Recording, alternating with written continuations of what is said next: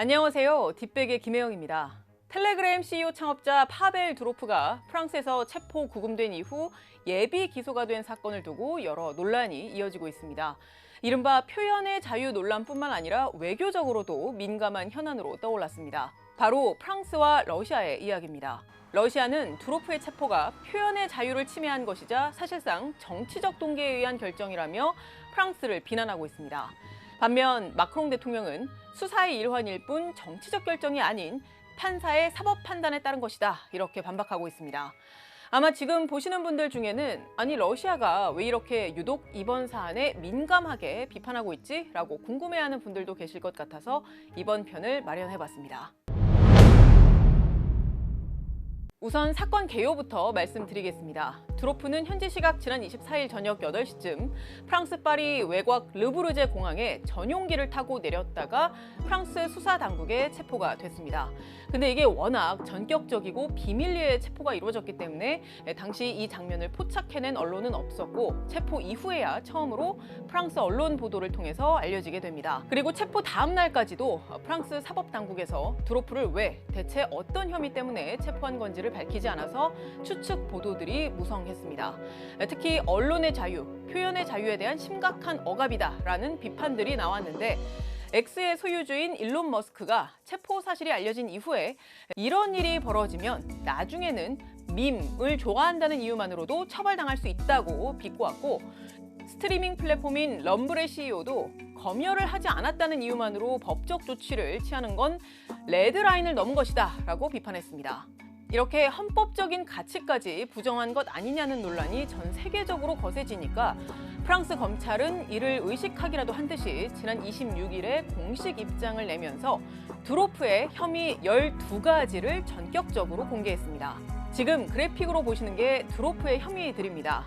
우선 조직된 집단의 불법 거래를 허용하는 온라인 플랫폼 운영을 방조했고, 프랑스 당국이 법적으로 승인된 감청을 행하는 데 필요한 정보, 문서를 당국의 요청에도 불구하고 제공하지 않았고, 또 아동 음란물 소지를 방조했으며 아동의 성적 착취 이미지를 배포했고, 또 마약 밀매에 관여했으며 자동 데이터 처리 시스템 작동을 망가뜨리려고 여러 정보 등의 판매를 방조했다.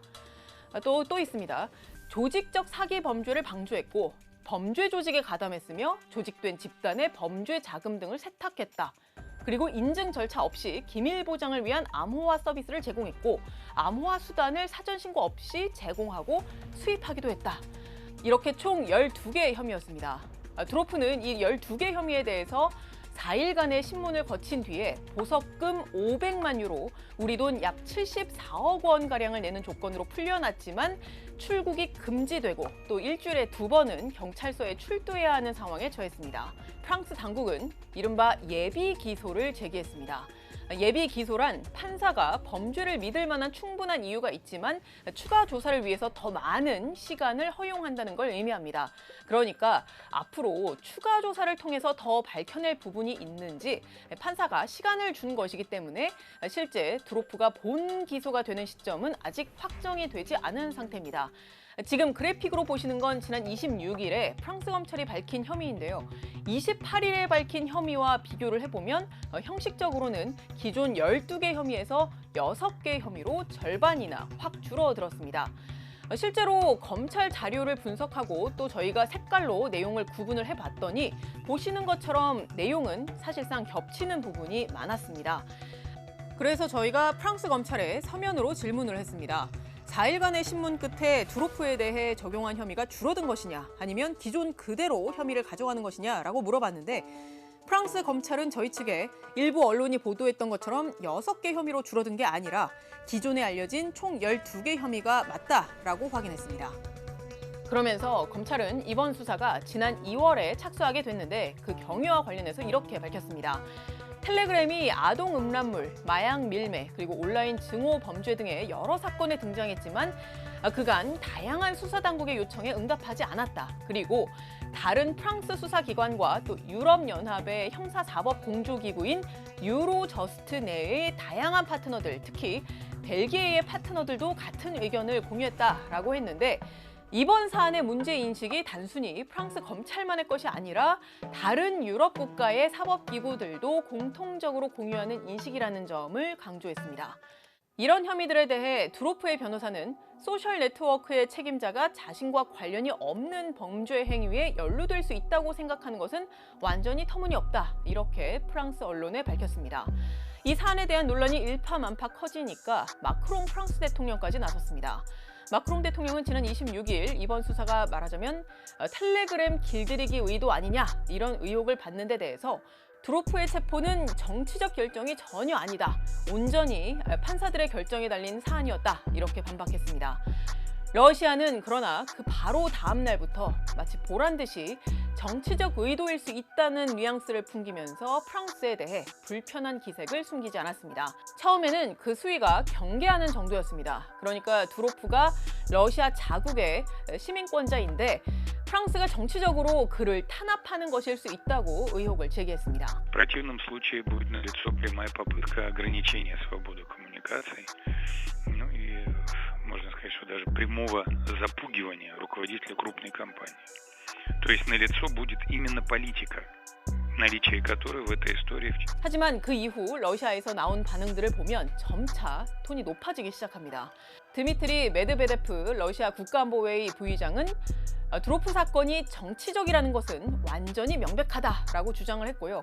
러시아 외무부 대변인은 수천만 명의 소셜미디어 사용자가 경로하고 있다며 관련 국제기구의 프랑스의 행동을 비난해야 한다고 촉구하기까지 했습니다. 세르게이 라브로프 러시아 외무장관은 이런 전반적인 상황을 두고 러시아와 프랑스의 관계가 최악의 상황에 이르렀다라고 평가했습니다. 물론 이번 수사가 아직 결과가 나오지 않았기 때문에 이른바 적절성 논란, 즉 온라인 플랫폼 기업과 소유자에게 이용자들의 범죄 책임을 묻는 것이 과연 타당한가, 또 정치적 의도가 없는 순수한 사법적 절차가 맞느냐, 이런 문제 제기가 충분히 가능하기 때문에 러시아 당국의 비판적인 시각 자체가 터무니없다라고 볼 수는 없습니다. 하지만 이런 지적을 제기하는데 러시아가 사실 우크라이나 전쟁 국면에서 텔레그램을 상당히 중요하게 활용하고 있기 때문에 러시아의 비판 제기가 과연 자국 시민권자를 위한 순수한 목적이 맞느냐, 즉 러시아 자신들이 비판하고 있는 정치적 의도에 기반한 접근인 게 아니냐, 이런 지적이 나오는 게 사실입니다. 이미 러시아 법원도 2017년에 테러 공격을 예방한다는 명목으로 텔레그램 사용자의 대화에 접근할 수 있는 암호 해독키를 제공할 것을 요구했는데 텔레그램 측이 계속 거부했다는 이유로 2018년에 차단 판결을 내린 바가 있습니다. 러시아는 이후에 이 금지 조치를 해제한 바가 있습니다. 실제 러시아 당국은 텔레그램과의 일종의 냉각기가 끝난 이후 시점상 우크라이나 전쟁 국면에서 특히 당국의 입장을 발표하고 정책을 알릴 때 이 텔레그램 채널을 활발히 활용해왔습니다. 군대에서도 군인들의 핵심 소통 수단이자 선전전의 중요한 수단으로 텔레그램을 적극 사용하고 있습니다. 미국의 한 러시아 정치 전문가는 실제로 군 관련 전문 기자들은 자국의 어떤 기밀이 공개가 될지 걱정하고 있다고 했습니다. 물론 텔레그램의 보안성은 순기능도 적지 않습니다. 심지어 러시아에서조차도 반정부 민주화 세력의 소통 도구로 역할하기도 했고, 또 이란, 홍콩 등에서도 활발하게 민주화 세력들의 대화의 장으로 활용되고 있습니다. 오죽하면 대대적인 민주화 시위에 대한 탄압을 계속하고 있는 이란의 최고 지도자 하메네이는 국가 통치를 위해서 인터넷 규제는 필요하다며 프랑스의 두로프 수사에 긍정적인 반응을 보였습니다. 텔레그램이 범죄의 온상이 되도록 기본권 보호에 소홀했던 탓에 사법부가 개입할 수밖에 없었다는 주장과 다른 한편에서는 텔레그램을 길들이려는 정치적 의도가 있든 없든 표현의 자유를 위축시키는 위험한 전례를 남기고 있다는 주장이 첨예하게 엇갈리는데, 이번 사안이 앞으로 플랫폼의 책임 범위 그리고 각국 정부의 개입 수준 등에 대한 기준을 마련할 분수령이 될 수도 있다는 점에서 앞으로도 관심을 갖고 면밀히 지켜볼 필요가 있어 보입니다. 지금까지 뒷배기였습니다.